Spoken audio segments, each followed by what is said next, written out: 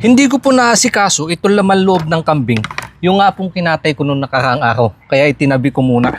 Plano ko sana dito gagawin ko pong champeni. Isang sikat po na putahe ng Batangas. Pero nagbago yung isip ko. Kasi ang lamig naman ng panahon. Parang mas masarap po siya sa sabaw para may pampainit ng katawan. Buti na lang may naitabi po ako yung katas ng murang bituka. Yan naman ang aking gagamitin pampapait.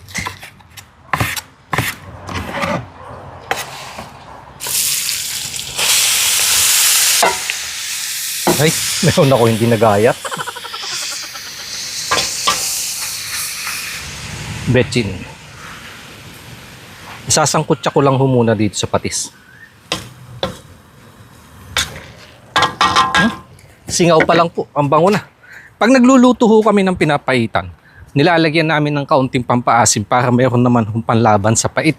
At meron nga po ditong puno na sampalok. Ayan naman yung aking pipitasan. Kukuha lang ako ng pampaasim na bunga. Pinapuputok ko po ito hanggang sa matuyuan para sumingaw yung unang katas, mabawasan po yung kanyang amoy.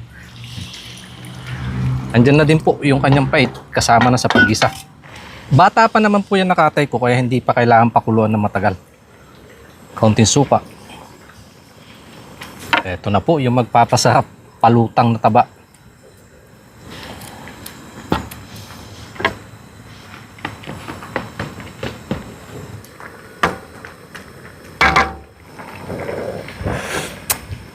Oh, nagimasin mayang. Mga ano na po? Yan ko lang ng dahon na sibuyas. Kalamansi. Oh.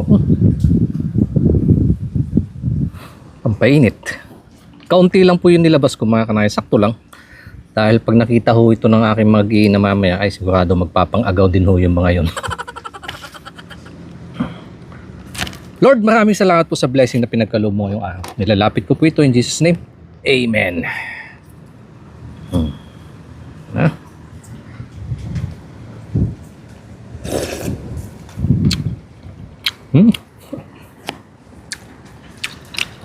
Sabi. Panalo ho yung lasa.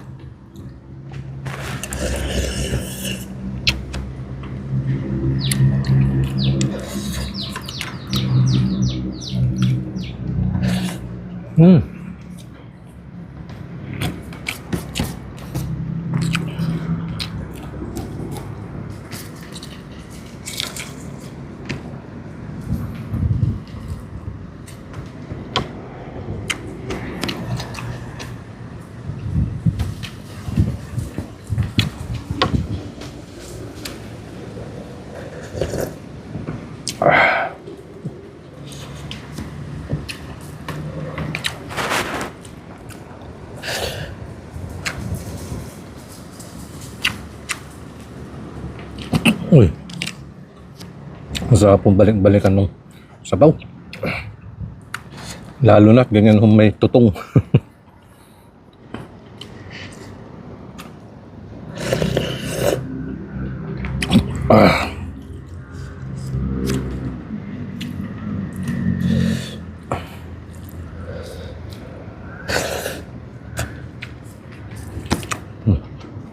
Ano po yung sabaw? Authentic na papaitang kambing, sabi mo mga ganyan po. Palutang-lutang na taba.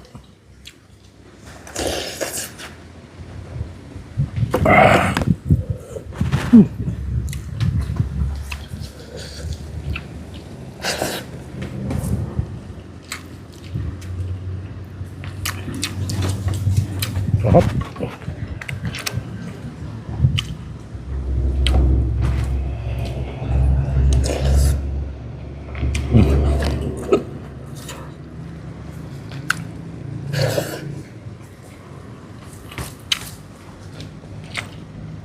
Parang isang sandok, ilang sandok pa lang, lalim na agad ng bawas. Ano ba yan?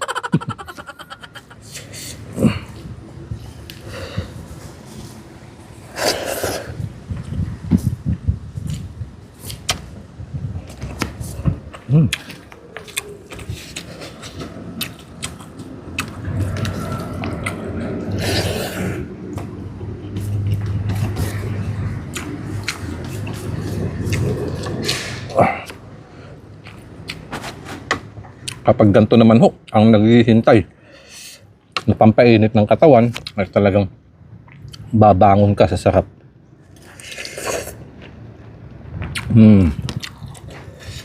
Panalo. Kain po tayo mga kanayon.